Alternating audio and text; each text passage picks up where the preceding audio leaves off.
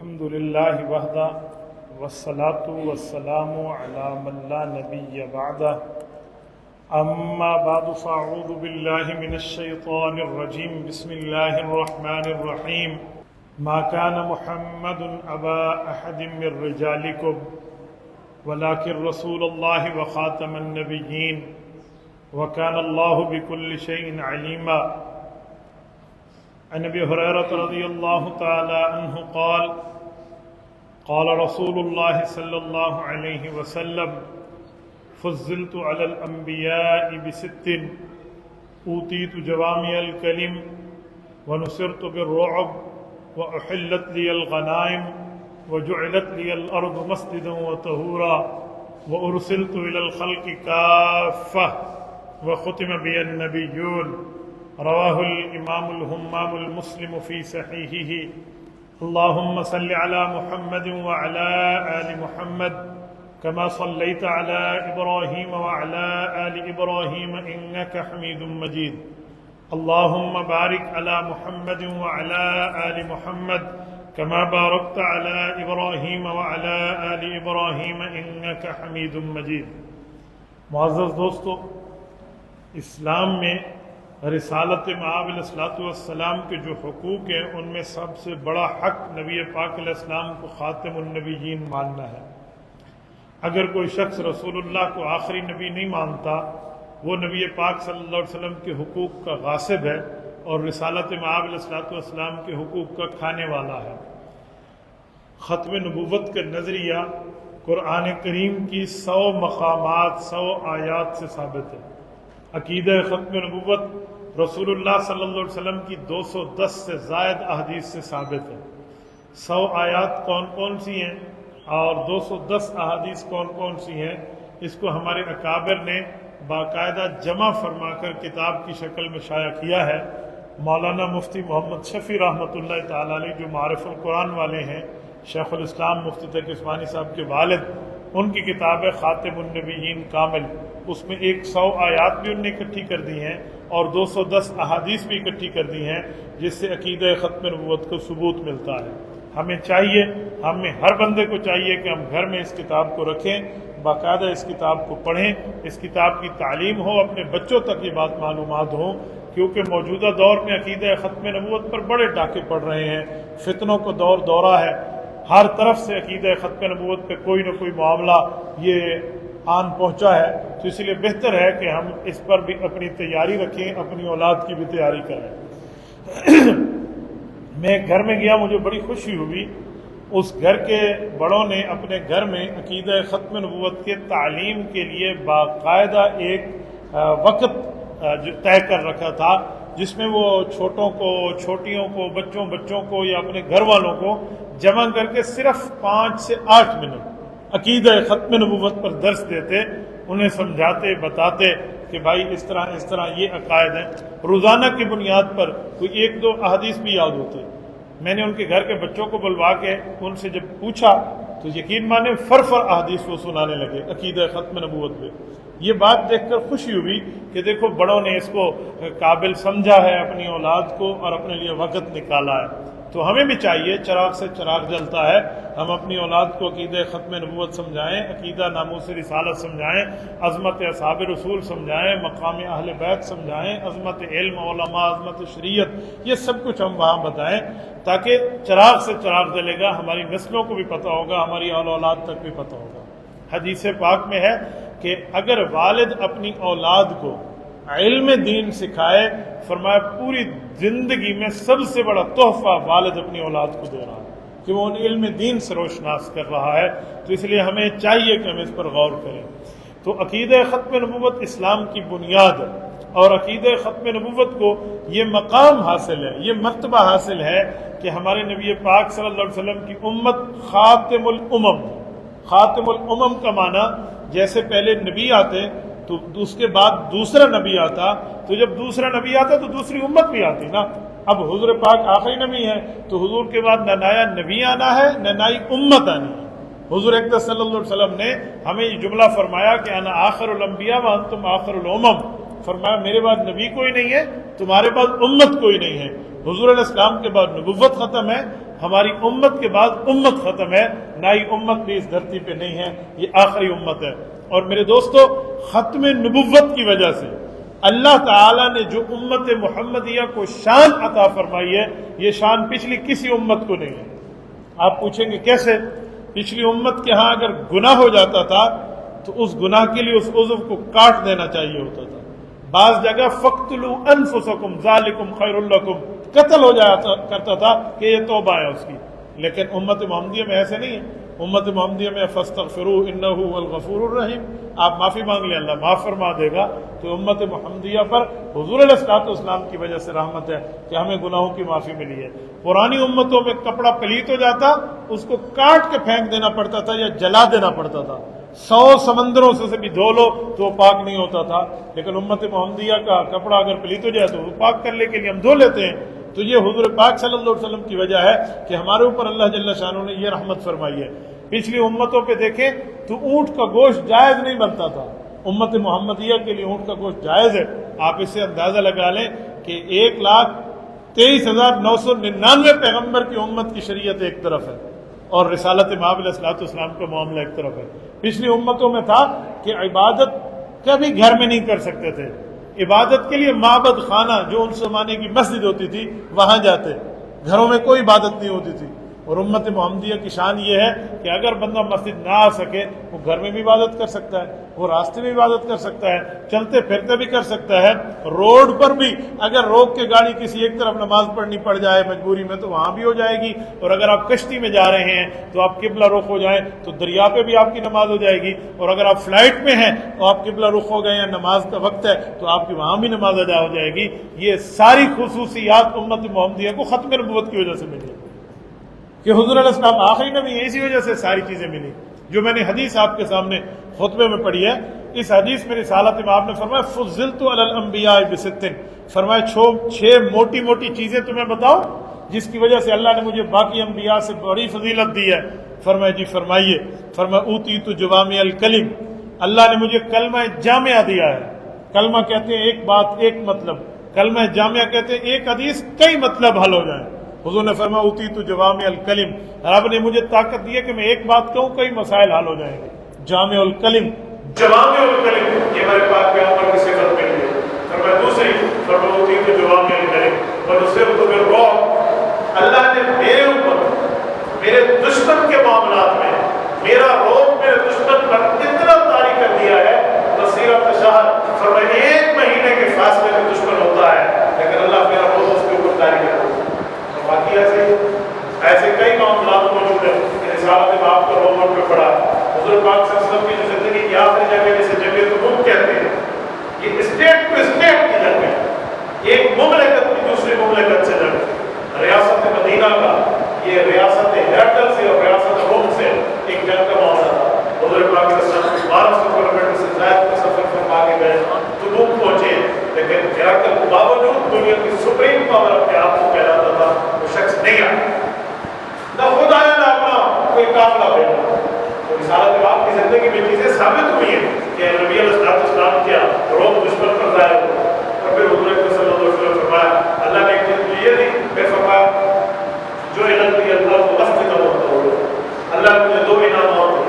فرمایا پہلا انعام یہ ہے کہ ہر جگہ میری امت جہاں چاہے نماز پڑھ سکتی ہے، مسجد قائم کر سکتی ہے، اور دوسرا طہورا، فرمایا اگر وضو کا پانی نہ ہو، غسل کا پانی نہ ہو، اور بندہ چھوٹی نجاست میں ہو اس کو اگر وضو کرنا ہو، یا بڑی نجاست میں ہو تو اس کو غسل کرنا ہو اور پانی میسر نہ ہو، یا اگر پانی ہو اتنا ٹھنڈا ہو کہ یہ آدمی کا جسم تلف ہو جائے گا اس سے، یا پانی ہو اس کو قدرت نہ ہو اس پر، یہ شدید بیمار ہو، تو فرمایا چاہے اس نے غسل کرنا ہو چاہے وضو کرنا ہو، یہ آدمی تیمم کر سکتا ہے۔ فتیمموا صعیدا طیبا، یہ تیمم کا حکم 1,23,999 پیغمبر میں کسی ایک نبی کی شریعت میں نہیں ہے۔ فرمایا یہ امت محمدیہ کو ملا ہے۔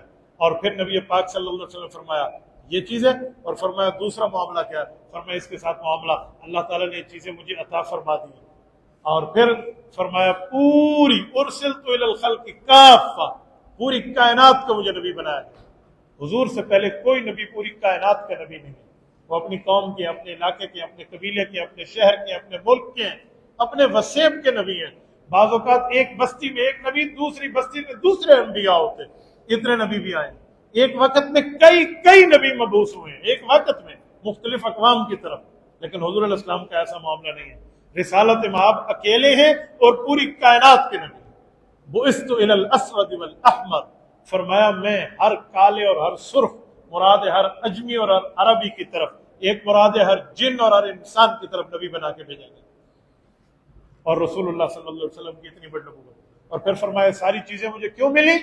پوری حدیث کا خلاصہ حضور نے ایک لفظ میں دیا، فرمایا وَخُتِمَ بِيَ النَّبِيُّونَ، کہ اللہ تعالیٰ نے میرے ذریعے انبیاء کی نبوت کو ختم فرما دیا ہے کہ میں آخری نبی ہوں۔ تو یہ کتنی چیزیں ہم انجوائے کر رہے ہیں شریعت میں، اتنی فضیلتیں اپنے آپ کے لیے رکھے ہوئے ہیں، امت محمدیہ کی شان بڑی سمجھے اور سمجھاتے ہوئے ہیں، وجہ نہیں بتاتے، وجہ ایک ہی ہے، جسے کہتے ہیں ایک بنیادی بیسک ریزن جو ہے، علت العلل جسے عربی میں کہتے ہیں، وہ یہ ہے کہ ہم ختم نبوت کے امتی ہیں، خاتم النبیین کے امتی ہیں، ختم نبوت والا نبی ہمیں ملا ہے، بس اس وجہ سے ساری چیزیں ہمیں ملی۔ اور کل قیامت میں ساری امتوں سے پہلے جو امت جنت میں جائے گی وہ امت محمدیہ ہوگی۔ بھئی ہم آئے تو سب سے آخر میں ہیں، ہم پہلے کیوں جا رہے ہیں؟ کیونکہ ہم خاتم النبیین کی امت ہیں، ہمیں ختم نبوت والے نبی ملے، اس وجہ سے اللہ نے ہمیں یہ مقام اور مرتبہ دی۔ بلکہ روایات میں آتا ہے تمام امتوں پہ جنت جانا اس وقت تک حرام ہے جب تک امت محمدیہ جنت میں داخل نہ ہو۔ اتنا بڑا مرتبہ اس امت کو کیوں ملا؟ اور پھر اس امت کے علماء کو، امت کے انبیاء کا کام ملا۔ حضرت امام سرخسی رحمۃ اللہ علیہ قرآن مجید کی آیات سے استدلال کرتے ہیں، کنتم خیر امت اخرجت للناس تأمرون بالمعروف وتنہون عن المنکر وتؤمنون باللہ۔ اس آیت کے تحت فرماتے ہیں الحمدللہ الذی، اس اللہ کا شکر اور کرم ہے، جعل ولایت الانذار للفقہاء بعد الانبیاء، کہ جس نے انبیاء کا کام فقہاء اور علماء کو عطا فرمایا ہے۔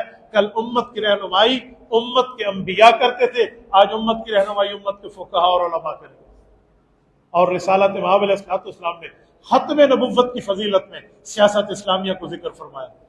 ایک مرتبہ صحابہ کرام کا مجمع موجود تھا، حضور اکرم صلی اللہ علیہ وسلم فرمایا لوگوں تمہیں پتہ ہے میں ایک اعلان کر رہا ہوں میری امت کے معاملات کے بارے میں۔ یا رسول اللہ فرمائیے۔ فرمایا امت کے انبیاء کرام آتے، وہ نبی بھی ہوتے، اسلامی سیاستدان بھی ہوتے۔ صحیح بخاری شریف جلد اول، کانت بنو اسرائیل تسوسهم الانبیاء، فرمایا بنی اسرائیل کو لے لو، ان کے انبیاء بھی ہوتے، وہ نبی بھی ہوتے، اسلامی سیاستدان بھی ہوتے۔ اور فرمایا کلما ہلک نبی خلفہ نبی، ایک نبی فوت ہوتا تو دوسرے کو اللہ نبی بھی بناتے اور اسلامی سیاست بھی اس کے حوالے فرماتے۔ فرمایا وَإِنَّهُ لَا نَبِيَّ بَعْدِي، میرے بعد کوئی نیا نبی نہیں آیا۔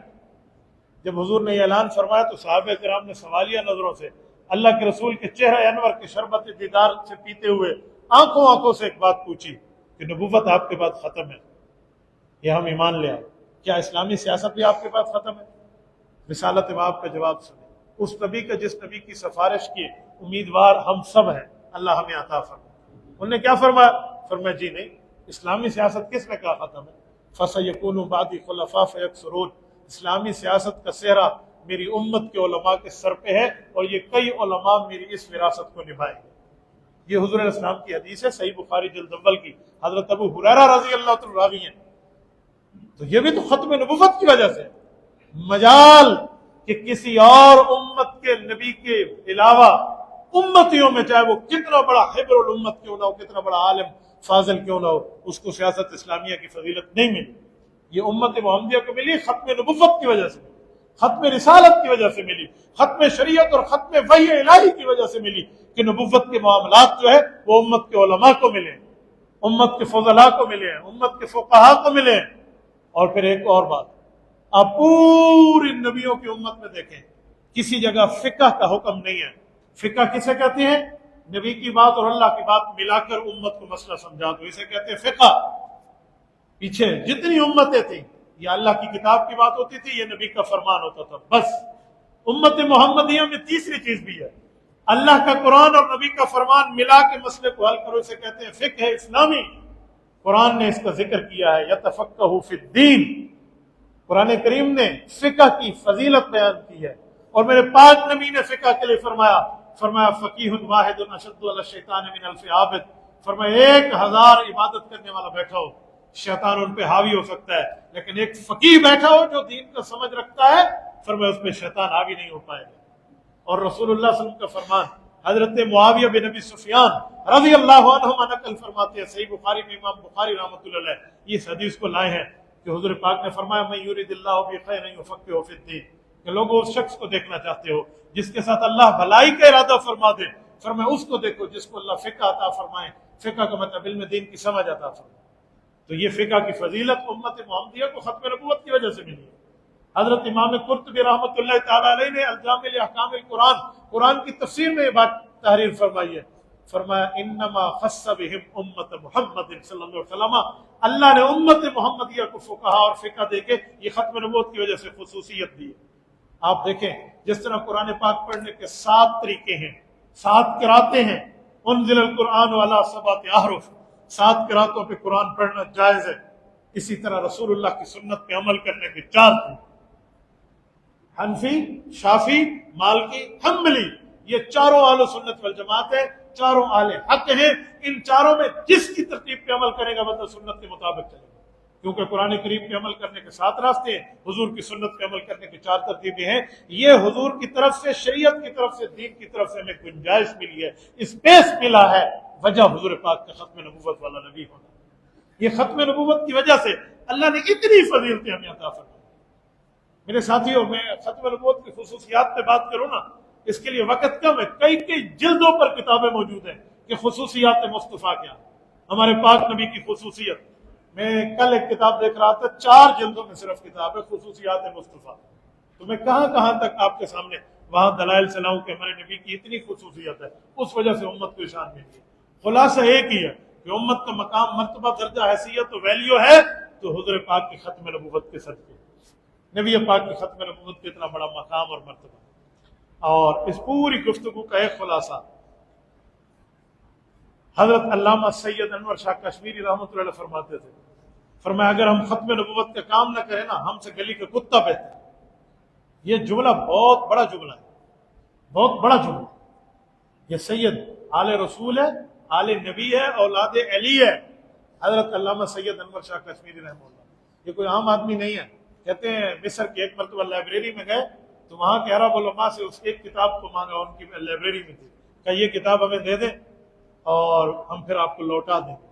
تو انہوں نے کہا جی اس لائبریری پر پابندی ہے، سرکاری بین ہے کہ یہاں سے کتاب باہر نہیں جا سکتی۔ عربی زبان کی ایک موٹی بلی کتاب تھی۔ تو حضرت نے فرمایا یہاں پڑھنے کی اجازت ہے؟ کہتے ہیں جی ہاں۔ وہاں بیٹھ کے اس کتاب کو پڑھا اور واپس دیوبند میں آ کے اس کتاب کو لکھا، ری رائٹ کیا، مکمل لکھ کر ان کو بھجوایا کہ لیجیے ذرا ملا لیجیے، آپ کی کتاب سے کوئی فرق تھوڑی۔ ہمارے بعض بزرگ تو کہتے ہیں کہ اس پہ حضرت نے فرمایا فلاں جگہ ایک کتابت میں نقطہ رہ گیا تھا، اس جگہ میں نے وہ نقطہ بھی لکھ لیا، مس پرنٹ میں وہاں رہ گیا ہوگا نا۔ اتنا بڑا ذہن علامہ انور شاہ کشمیری کو رب نے دیا۔ وہ عقیدہ ختم نبوت جملہ کہتے ہیں کہ تم ختم نبوت کا کام نہ کرو تو گلی کا کتا ہم سے بہتر ہے۔ امیر شریعت سید عطا اللہ شاہ بخاری رحمۃ اللہ کے نام سے کون واقف نہیں ہے؟ کہتے ہیں آدھی زندگی ریل میں گزری کہ جلسوں میں جانا تھا ختم نبوت کے لیے، آدھی زندگی جیل میں گزری کہ انگریز نے گرفتار کیا تھا۔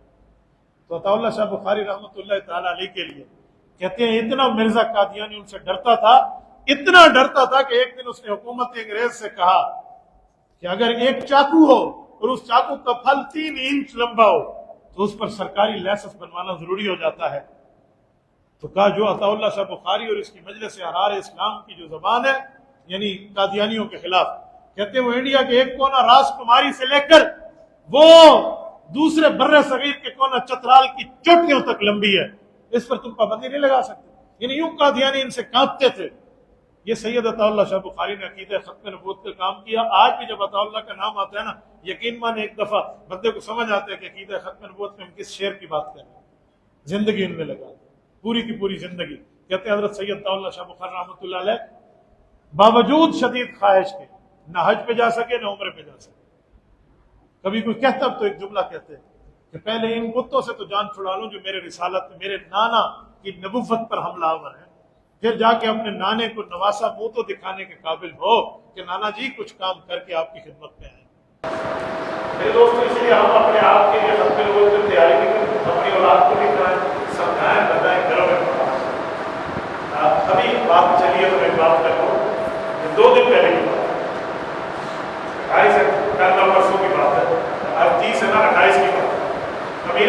سید عطاء شاہ بخاری رحمۃ اللہ کے سب سے بڑے بیٹے ابو ذر ابو معاویہ مولانا سید عطاء المنعم شاہ بخاری رحمۃ اللہ، آج کے 30 سال ہونے پر 1993-94 کی ان کا انتقال ہے۔ ان کی قبر مبارک بارشوں سے کھل گئی۔ وہ حضرات کو آگے نہیں بتانا چاہ رہے تھے، پتہ نہیں کسی نے چھوٹی چھوٹی ویڈیو بنا کے نشر کر دی جو دنیا میں پھیل گئی۔ 30 سال کے بعد اس شخص کفن کی سلامت ہے جسم کے ساتھ، 30 سال کا عرصہ زمین ہے۔